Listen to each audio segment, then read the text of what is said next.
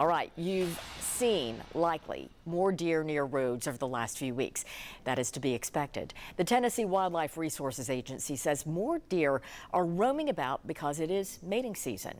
10 News reporter Lauren Davis joining us to explain what you should do if you cross paths with the deer while you're driving. Lauren? Robin, the Tennessee Wildlife Resources Agency says from October to December, there was an increase in deer-related vehicle crashes. And in November, the number of crashes are at its peak. Mike Cohen hit a deer in the last few weeks. He says he was heading back from the airport late at night when it happened. It was a torrential rain and obviously pitch dark.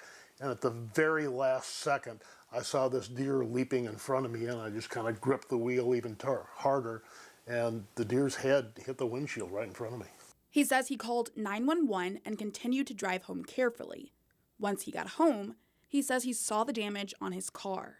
It's mostly the windshield, a dent above the windshield, a dent over the gas cap at the back of the car where apparently the deer bounced off. Agents with the Tennessee Wildlife Resources Agency say the number of deer-related crashes goes up because it's white-tailed deer mating season. When the days are getting shorter, that triggers hormone increases in bucks in particular, and it causes them to be more active in search of receptive does. And because of daylight saving time, people are on the roads during peak deer activity. The hour or so leading up to dawn and an hour or so after, and then the hour or so before dusk, and then an hour after that is probably going to be the peak time for deer movements. If you do find yourself on the road and a deer is in your path, wildlife agents say don't veer for deer. Just brake firmly and steer directly. And unfortunately, hitting the deer is probably going to be the best option, because if you go to swerve to miss the deer, you could run off the roadway and cause the accident to be much worse. You're also asked to call the TWRA or local law enforcement if you hit or see a hit deer